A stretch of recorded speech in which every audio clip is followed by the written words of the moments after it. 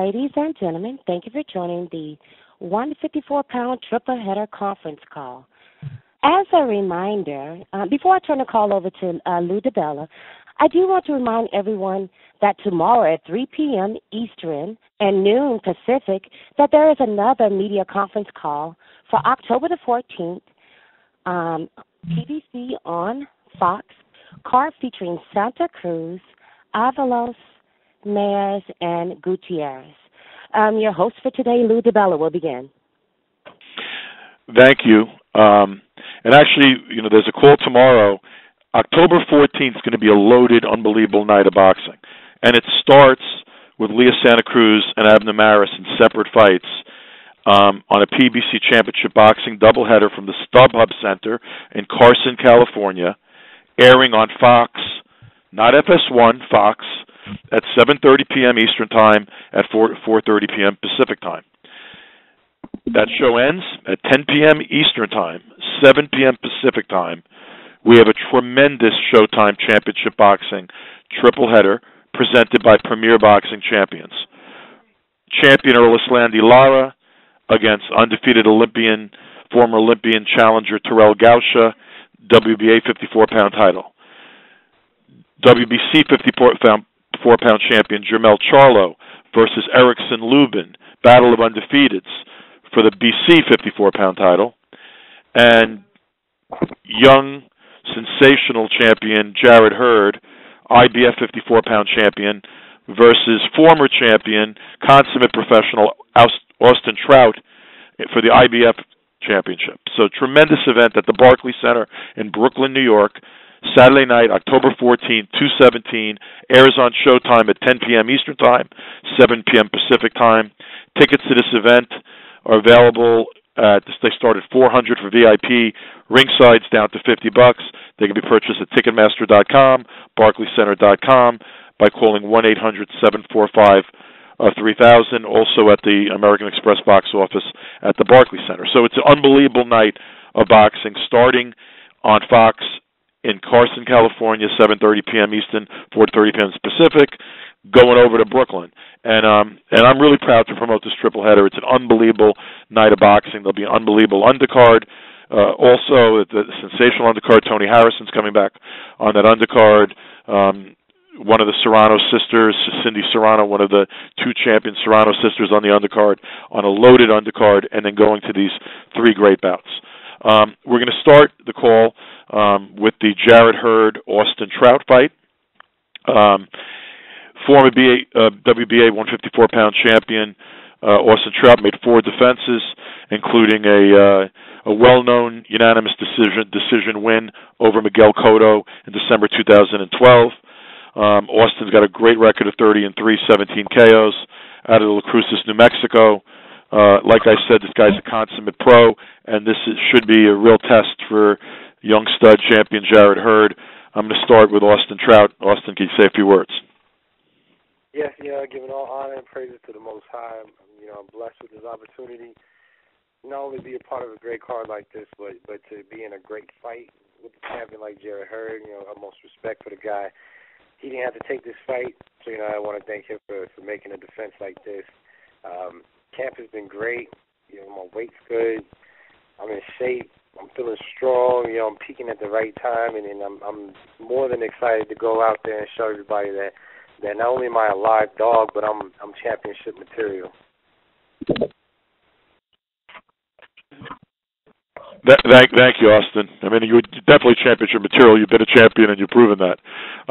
This next young kid is championship material, too. I know it. He's beaten my fighters before, and I've gotten to promote a number of his fights, and he's a sensational young fighter with power, 20-0 with 14 KOs, from Maryland, Jarrett Swift Hurd.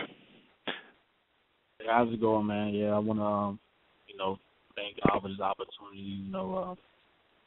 It's going great for me also. This is a 154-pound card where all the 154-pound get to display their talent, and Austin Trout is the guy that we're up against. We know who we're up against. He's a great fighter, a veteran with a lot of experience, and this is something that I need under my belt to solidify me as one of the greats. So I'm just thankful for the opportunity, and I can't wait till October 14th. Thank you, Jarrett. We're going to open up for questioning now. Guys, this is a real, important triple header in the 54-pound division because we're going to sort through 6 of the very best guys, and at the end of this, 3 of them are going to take a big step forward and 3 of them, a step back. And the division's going to start clarifying itself. So this is a great night of boxing, 3 competitive matchups. Questions for Jarrett and Austin, please. Ladies and gentlemen, if you have any questions at this time, please press star 1 on your telephone keypad. Again, if you have any questions at this time, please press star 1 on your telephone keypad. I'm waiting for callers to join the queue at this present time.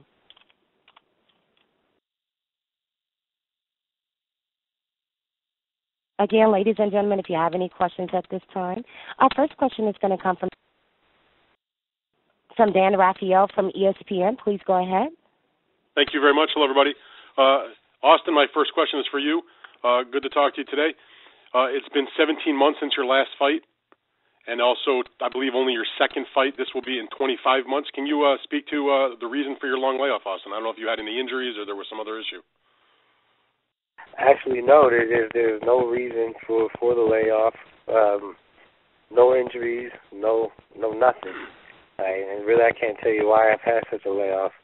I'm not happy about it, but it is what it is. But I thank God I've been in the gym and keeping in shape. Call it vanity or not, trying not to be fat.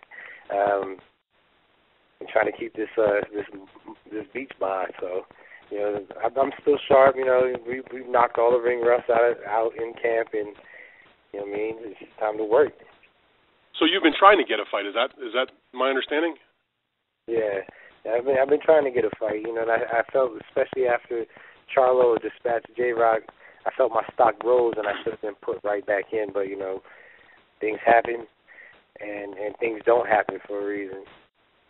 So now you come back after the long layoff, and obviously you're not getting any favors here. You're stepping in with, as Lou said, a young, strong champion, undefeated, coming off a big victory.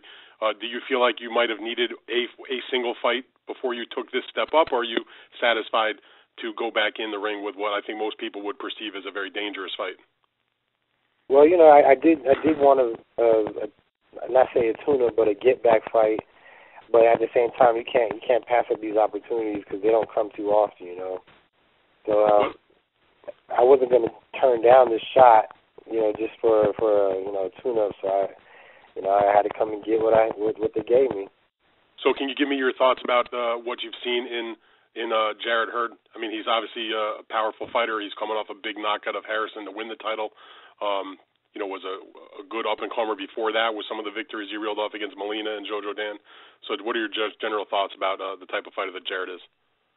Well, like everybody knows he's an undefeated champion for a reason. So, you can't slack on a kid like that. And he is a big, strong dude, and it's crazy because I don't know how these big guys are making 154, but I feel like I've been here before. My last fight was on a stacked card with just junior middleweights, and this guy was extremely big for the junior middleweight division. He was the undefeated champion of the IBF, so it's almost like deja vu. But at the same time, we know him and Charlo aren't the same person, or the same guy. We see a couple holes in his game, but at the end of the day, it's just going to end up being me and him, and we're going to have to punch through those holes. All right, very good. I had a couple of questions for Jarrett. Jarrett, how are you today? I'm doing good. You come back for your first title defense off the Tony Harrison victory. Whether Austin Trout's been off for 17 months or not, everybody knows he's a very competent veteran fighter, been a champion, fought a lot of top fighters, won some, lost some, but pretty much always in the fights. Can you just give me your perspective about taking on the caliber of Austin Trout in your first defense? In other words, no one's giving you just a nobody type fight for the first defense. You're fighting a real opponent. Right, and this is a fight actually that I chose. We knew what was on the line with this fight with Austin Trout. He's no slouch, and with his 3 losses, he's been in every fight, so he's never been stopped. And we knew that this fight was going to be tough, especially for a first defense. But that describes me as a fighter. It lets you know my mindset. I am a true champion. I want to fight the best, and I don't want the the fights that's not going to progress me and put me in line for the even bigger fights. I want to take the tough fights that get me ready for that. So, I feel like if it's the slightest chance that an opportunity presents itself where I can, better myself in my career, I'm willing to take that chance. Jarrett, do you feel like with your size and your punching power, Austin's layoff, he's a bit older than you, that maybe you could basically just overpower him and win this, fairly easily? Is that a thought in your mind? Oh yeah, like I'm definitely the bigger fighter. It's always a thought in my mind to overpower him. But I look at this fight much different than Tony Harrison fight. That was kind of the mindset with the Tony Harrison fight because Tony Harrison was the type of fighter to gas out on the later rounds, and as pressure stayed on top of him. And also Trout proves different. He's going to be ready for 12 rounds. So I feel like this fight is going to be more technical and more of a who's the smarter guy out of the ring. We're not really banking on Austin Trout to get tired off the pressure because he's coming ready for 12 rounds. All right, and just lastly for you, Jarrett, you are one of 3 world title fights in the same weight class on this card. I'm wondering if you're going to fight first, I believe, on the telecast. Are you going to be, or how close attention are you going to pay to the other 2 fights? Because from what Lou says and what the Showtime people say, the idea here is have you guys separate yourselves on the card on October 14th, and then hopefully put the winners together and, as Lou said, get some clarity here in the weight class. Oh, yeah. After me, after a successful night on October 14th after my fight, I'm not doing no interviews and nothing. I'm going straight ringside and tuning into both of those fights. So, that's why people ask me, did you want to be the opener or would you prefer being the main event? And I said, I'll take being the opener because, after I finish handling my business in the ring, I can observe my future opponents, ringside in Lara and Charlo and Lubin and Terrell Gausha. All right, very good. Guys, thank you very much. Look forward to this card. Appreciate it. Our next question is going to come from Bill Knight from El Paso Times. Please go ahead. Austin, your whole career has kind of been punctuated with long layoffs and by fighting in other people's backyards. Do you feel like all that past experience will help you going into this fight? It's like more of the same? Absolutely. The thing, like you said, this ain't my first time being laid off, and for no good reason, too. So, I've been here before. Luckily, I stay in the gym. Just looking on the bright side, maybe the Most High had me laid off for all these times to keep me preserved. I don't have as much wear and tear as most guys my age and has been fighting as long as I have. So, now I'm still fresh. My legs are still strong, and I'm ready to take full advantage of my physical peakness, that I'm in right now. And are you doing your whole camp in Cruces? Or? Yeah, I've kept the whole camp here. We have good altitude, great running trails. From here is where I won my title, and I successfully defended it. And so, we just brought it back to where it started. Okay. Thank you, Austin. Our next question is going to come from Felix Chavez. Excuse me. Yeah, our next question is going to come from Felix Chavez from the El Paso Times. Please go ahead. Yes. Hi, Jarrett. Just a question for you. Just maybe can you talk a little bit about your career and how it's developed and where do you feel like you are at right now in your career? Well, I'm definitely, we're exactly where I want to be. Accomplish something that all fighters dream of, and that's win a world title. And I don't feel like this is where my legacy ends. This is only the beginning. I set one goal and accomplished it. Now it's time to, become legendary. And I always say to myself, I want to be one of them guys when my career over that fighters look up on YouTube and study. And sure. Basically I want to be a big name. So, as far as my career, I feel like I took all the necessary steps, from fighting prospects to contenders to now fighting on the world championship level, and I'm right where I want to be. When did you start boxing, Jarrett, and was it always your goal to be a professional? Actually, it wasn't, man. I started boxing at 15 years old, and I was, I was kind of in and out of the gym from 15 to 22 years old, so I've been amateur. And I only had 30-plus fights, so, you know, I was in and out of the gym. I'll fight only when, you know, tournaments come around, and, you know, I ended up stop boxing for a few years, and I ended up stop boxing for a few years, and my trainer that trains my trainer now, Ernesto Rodriguez, he was training me doing the amateurs, and I was working at Safeway. And, you know, he'd call me all the time and tell me, you know, man, you don't have to box if you don't have to box if you know, if you know how to fight, man. So, I mean, you don't have to fight. You don't have to work if you know how to fight. And long story short, man, he ended up passing away. And I met my trainer Ernesto at the funeral, and I told him I wanted to come back to the gym one more time for Tom. And when I came back, you know, he told me if I come back, I'll have to turn professional. And from there, I'm where I'm at now. Sure. Obviously, it's worked out for you. So, yeah. Okay. Well, all right. Thank you, Jarrett.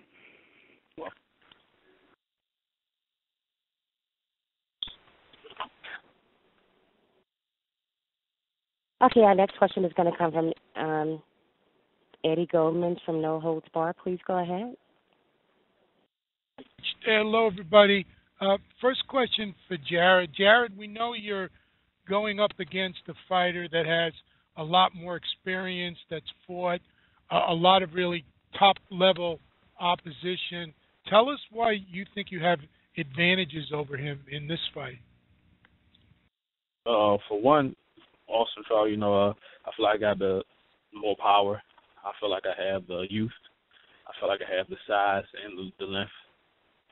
And, you know, those are pretty much the advantages I have. But like I said, I've been in this game since I was 15. And, you know, I've been in there with some of the best. I know sparring is different than the fights. But, you know, I got a lot of experience with, you know, fighting, you know, some of these fighters that's out here on TV now and stuff. So, we know Austin Trout's going to be a crafty fighter in there, but like I said, we're preparing mentally for this fight more than physically.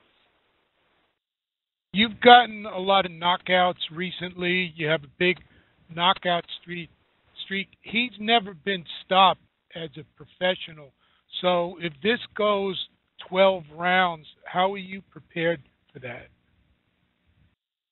Well, I mean, I know I'm ready for 12 rounds. That's never a question with me. You know, in my past fights, I feel like I get stronger as the fight go on.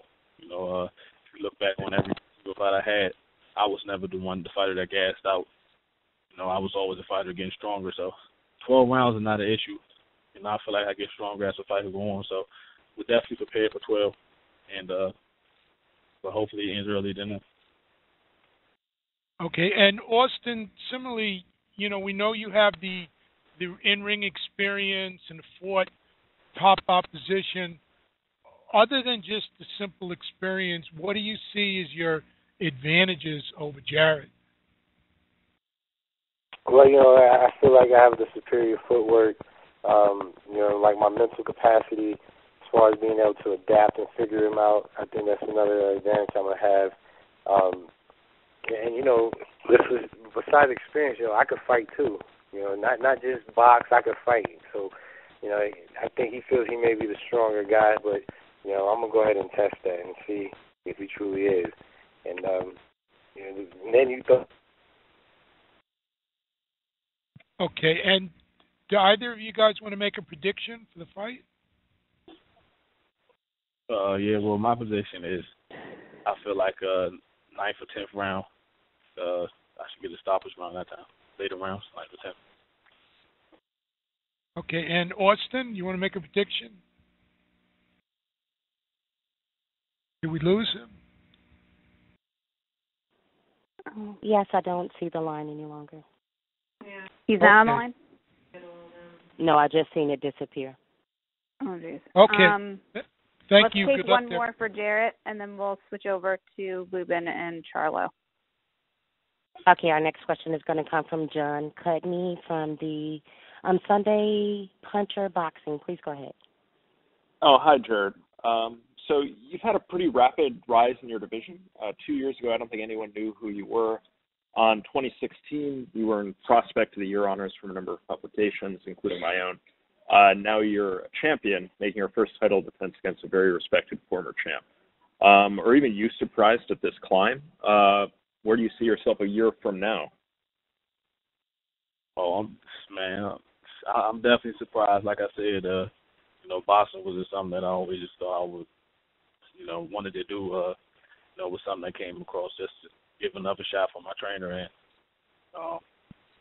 where I'm at today, people ask me, did you ever think you'd be world champion? I said, I didn't feel like, the world champion didn't really cross my mind after the Oscar Molina fight, I know I beat a prospect in Frank Galaza, but, I was a prospect who didn't have much amateur experience with me, but when I beat an Olympian, I felt like, dang, man, I'm really good. I can become world champion. And then, I started, my confidence just built from there. And, from seeing me from here, I feel like 2018 is going to be some unifications definitely happening. And I feel like I plan on moving up sometime in 2018 or 2019 and take over the 60 pound. Yeah, thanks, Jarrett. No problem.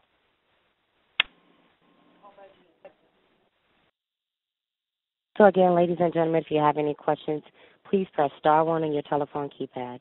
Again, if you have any questions at this time, please press star 1.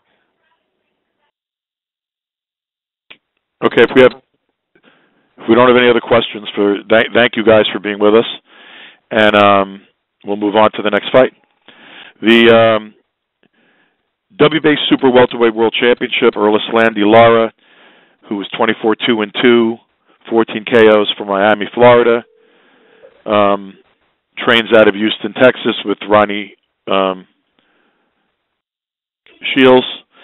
Erislandy won the BA 54-pound title in June 13. He's made 6 title defenses so far.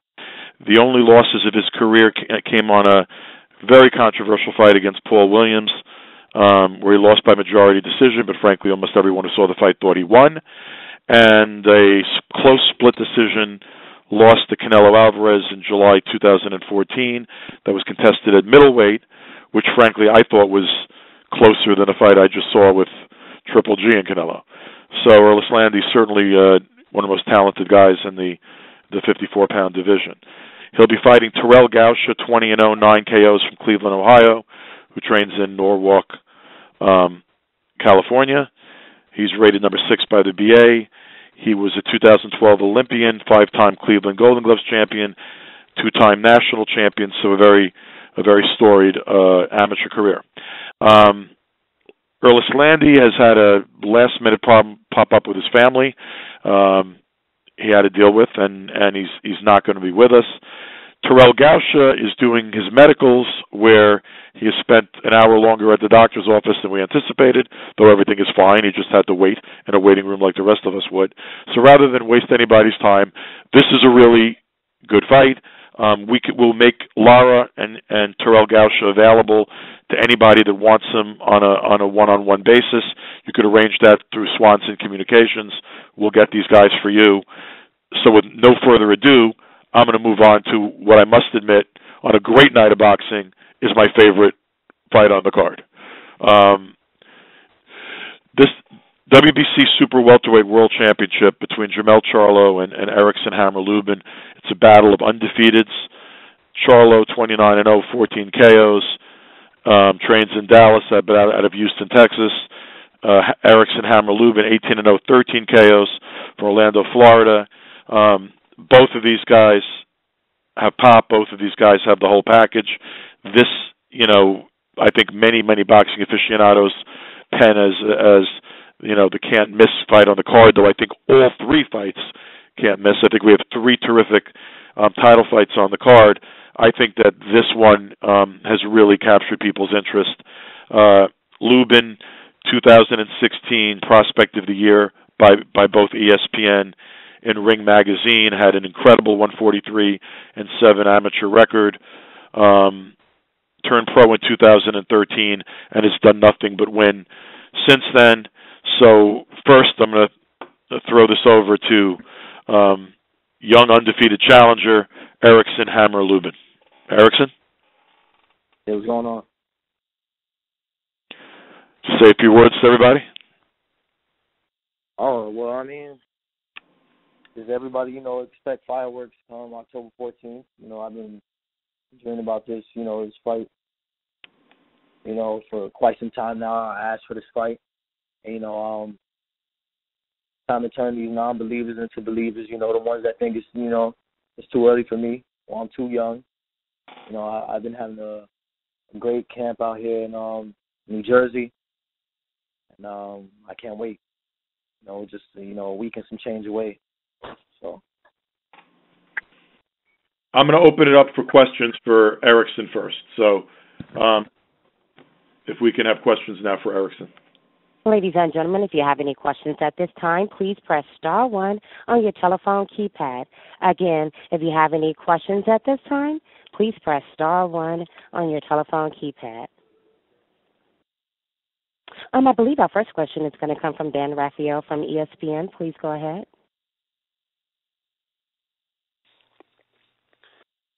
You there, Erickson? Yeah, I'm here. Hey, I heard your interview with Brian Custer. They put a little clip out from Showtime where you talked about the fact that you felt like that Charlo was a paper champion because his opponents that he beat in his title fights, Jackson to win the belt and then Hatley, weren't really that well known or maybe not that respected as terms of top opponents. So I'm wondering what made you say that, and also if you can look at your own resume and see the type of guys that you faced, who would match up with the caliber of fighters that Charlo has already defeated.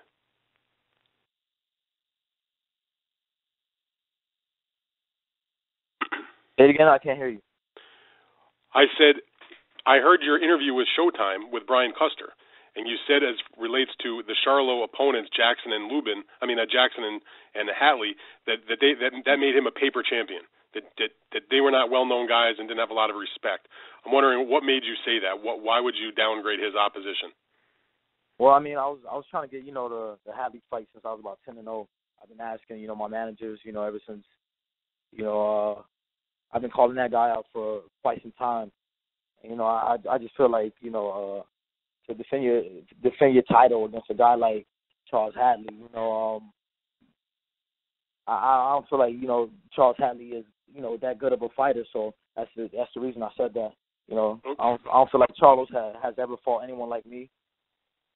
And October 14th, the world will definitely know, what my name is, Erickson Lubin. They don't know who the Hammer is. Now, the Hatley fight, that was his mandatory defense. I think that he had no choice but to make that or he wouldn't be able to keep his belt. But that aside, I'm wondering if you look at your own resume. I mean, obviously we all think we're a top young talent, as a terms of being prospect of the year. Well, in your fights, what do you think are the victories or the opponents that you face that have prepared you for somebody at the level of Charlo? Well, his brother was fighting dudes that, I already beat and already fought. Like, Norberto Gonzalez, Michael Finney, his brother was fighting those guys after me, as well as Noe Bolaños, who Earl Spence even fought after me. So, I feel like, I came up the right way. I fought guys, veterans real young. I fought Noe Bolaños at just 5-0. And I just came up real tough in my career. If you look at anybody in boxing, to fight guys with, a winning record, no matter what they look like, because, I make all my opponents look like nobody. So that's why they might say they're nobodies, but I make them look like so pretty much, I feel like I came out the right way. I fought guys with experience. I fought, hard hitters. I fought all types of guys, so I'm definitely ready for this fight. I prepare myself physically as well as mentally. And, tune in October 14th. So with all that confidence that you have, Erickson, as you go into this fight, is it the kind of fight that you believe that not only you win, but you can get a knockout, or is it the kind of fight where you're thinking maybe this goes 12 rounds? You've never been 12 rounds before. Talk to me about stoppage versus going the route and getting a decision against a guy like Charlo. Well, anything can happen. I'm definitely preparing myself for a knockout. I want to get the knockout and make a big statement like that, winning my first world title. But I can definitely go 12 rounds. I've already been 10 rounds before. But, I'm definitely ready. I trained for it ever since I came into the pro game. I believed in myself, and my team believed in me. And I said that I was a 12-round fighter ever since I got into the pro boxing game. So I'm definitely ready to go 12 rounds, and I definitely want to make that statement and get a knockout. All right, very good, Erickson. Appreciate your time. Thank you, and good luck in the fight. Ladies and gentlemen, if you have any questions, please press star one on your telephone keypad. Again, if you have any questions at this time, please press star one on your telephone keypad. Our next question is going to come from Eddie Goldman from No Holds Barred. Please go ahead. Thank you very much. Hi, Erickson. I want to ask you, you mentioned your youth, and at 22 to fight for a major world title doesn't happen very often. Why do you think you're ready? You said you think you're ready, but why do you, in your mind, know that you're ready for this title fight?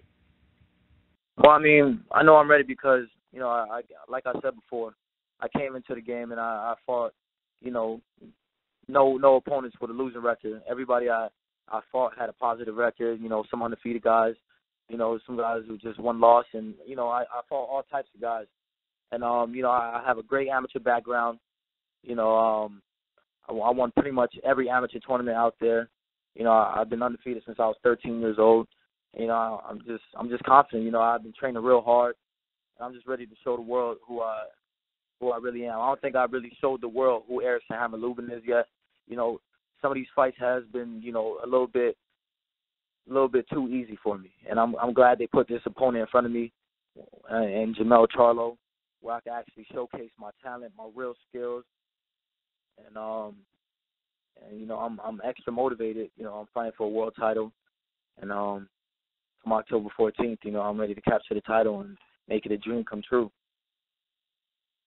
What have you seen in his fights that gives you such confidence? Was it, for example, his fight with John Jackson, that he was losing? He got the knockout, but he was way behind on the scorecards at the time of that. Did that fight give you some indication of what you could do against him? It's not about what he does. It's about what I do. I believe in my skill, and, you know, I'm very talented. I know this, and like I said before, it's not what he do. And if this goes to a decision, we know boxing is filled with controversial decisions. Do you think, since he is at this point a bigger name and has been promoted more, do you think if you deserve the decision, that you could actually win the decision? I think I'm a star already. You know, I just proved it in my last fight at the Barclays Center. Everybody loves me. You know, I'm young. I'm 22 years old, and, you know, I'm definitely trying to, you know, like I said before, I'm going out there trying to make a statement and get the knockout. But if it goes 12 rounds, I plan on dominating the fight. You know, I'm ready to go 12 rounds. I spar, you know, way more than 12 rounds. And, you know, I'm ready for it. Would you like to make a prediction for the fight? Erickson Lubin wins. Okay, thank you. Good luck. Our next question is going to come from John Cudney from Sunday Puncher Boxing. Please go ahead. Hi, Erickson. So in the lead up to this fight, and definitely in this call, we've heard how confident you are that you're going to beat Jermell. As a counterpoint, I'm definitely interested to know what you most respect in him as a fighter.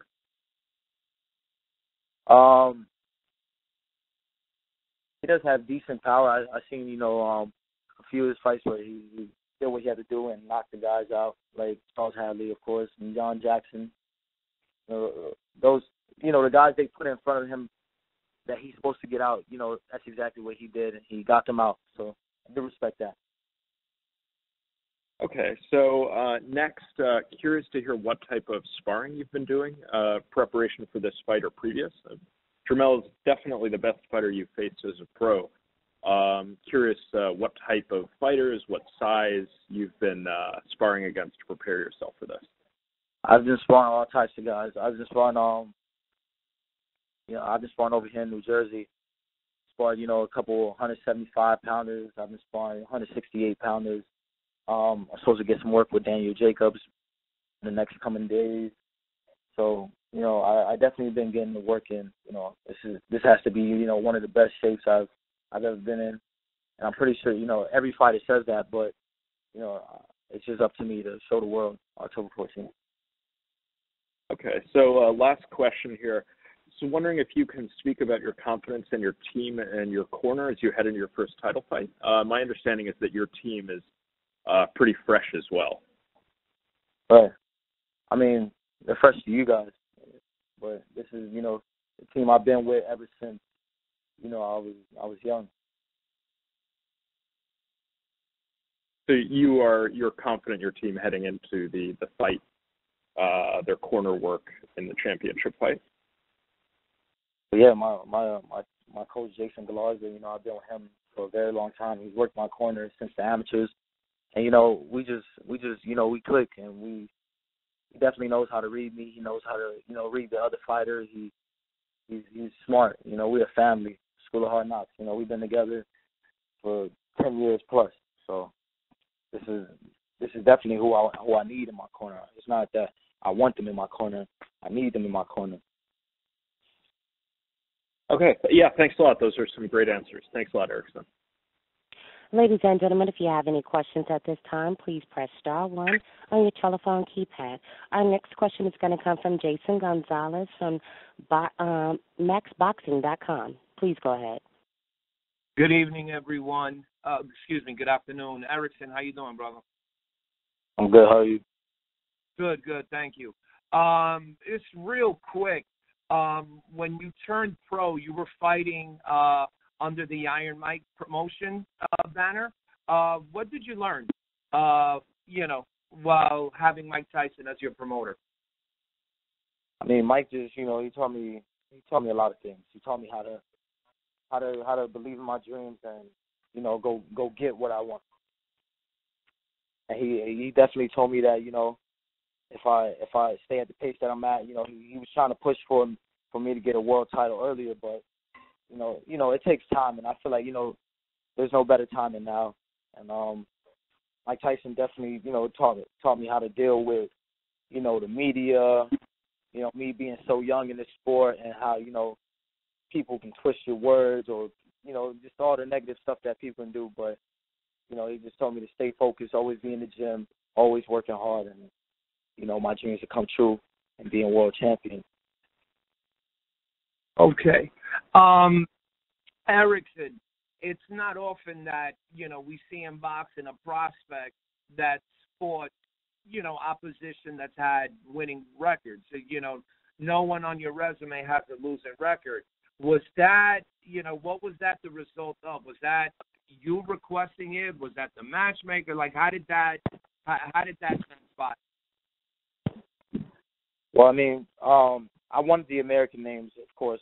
I asked for it, but, you know, they were asking for too much money, and, you know, it'd be a fight for the promoters that they won't make any money. So I've been asking for the big fights for a while now.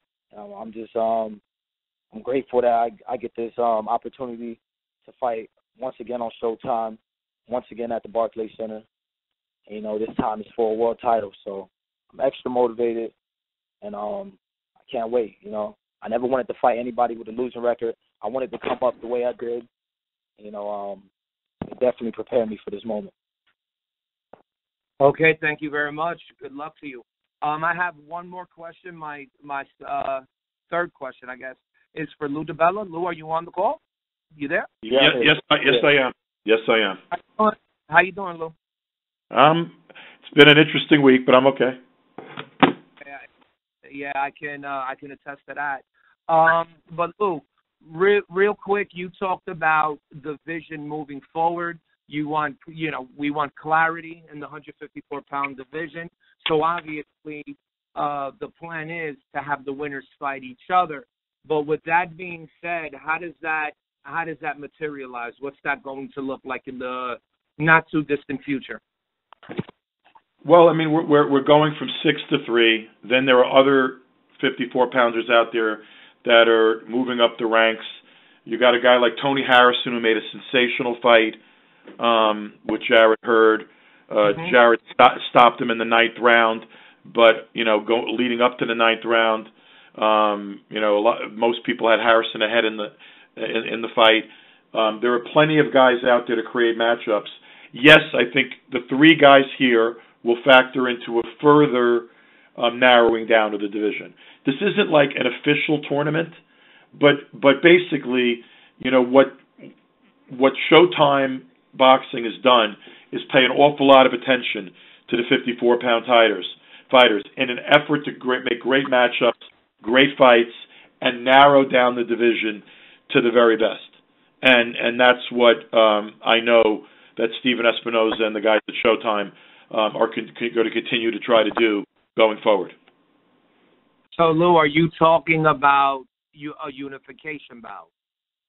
I think I think unification bouts are definitely coming, and not in the not too distant future. Thank you, Lou. I appreciate it.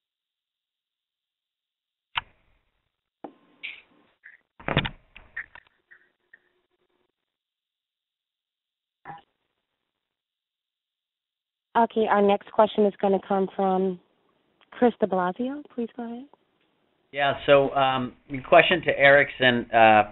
This is Chris from Showtime. Erickson, in some of the research that we've done for our announce team for the fight coming up, we discovered that there's a special situation going to be in your corner with an empty stool. Can you expound on that a little bit for us? I mean, that empty stool is going to be from my cut man in heaven, Todd Harlan. I've been with Todd since I was about 13 years old, and that was the guy that paid for all of my tournaments, and he brought me out to the tournaments I couldn't afford when I was young, or my parents couldn't afford for me to go to. Him and my coach Jason Galarza, they used to pay big bucks for me to go out there, and I used to feel like I wouldn't want their money to go to waste, and this is definitely all of our dreams, including him. So I'll definitely be looking up at him after I win that title. Well, thank you. And Todd, we know, all of us, I think, remember Todd passed away last November, although I didn't know him personally, but we know he's a special person for you and your camp, and he was a special guy for many, many guys in boxing.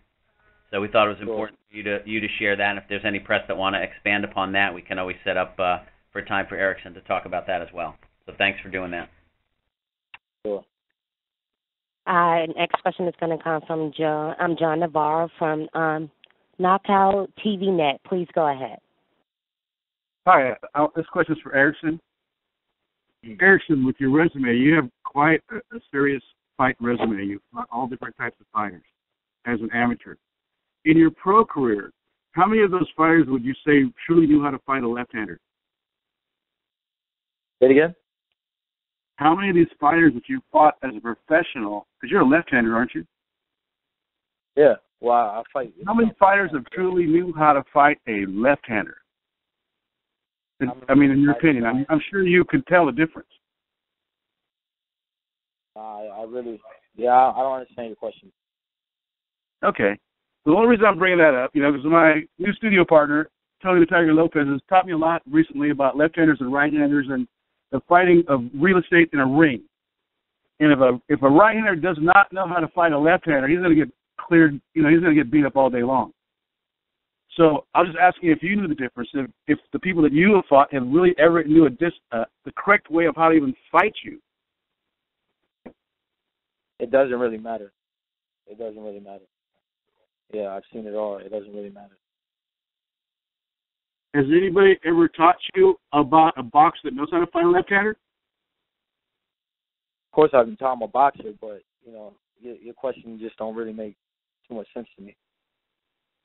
Okay. All right. Well, thanks a lot. It was nice talking to you, Erickson. All right. Thank you. And I wish you the best of luck, bro. The best of luck. Again, ladies and gentlemen, if you have any questions at this time, please press star 1 on your telephone keypad. Again, if you have any questions at this time, please press star 1 on your telephone keypad.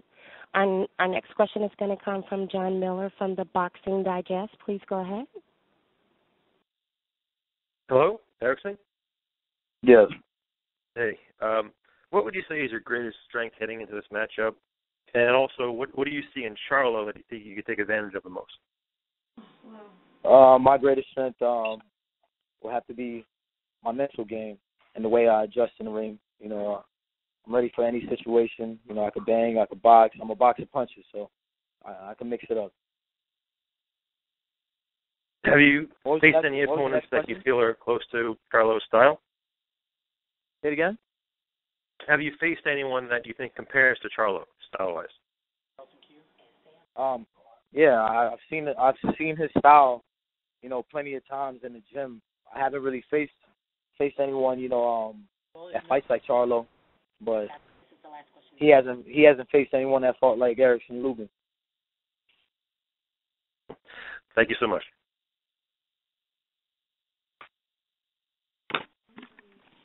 I believe that was the last question in queue. Guys, Jermell Charlo's having problems with his phone service, and I gotta say, I apologize to people who are on the call. You can have 3 good excuses, but there's really very little reason or explanation for 3 out of 6 guys not making it on the call. So I do want to apologize for that, but I will promise you that if anybody's on this call wants a one-on-one with any of Jermell Charlo,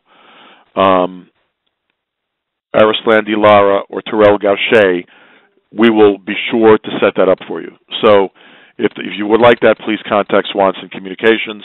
This is a tremendous card, October 14th, the Barclays Center, triple header, Lara Gausha, Charlo Lubin, Hurd Trout.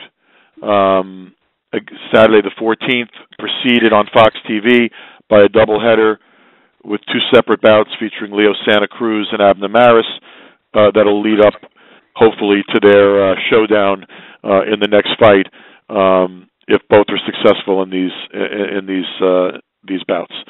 So thanks for joining us, and again, I apologize for the fact that 3 of the 6 fighters didn't make it.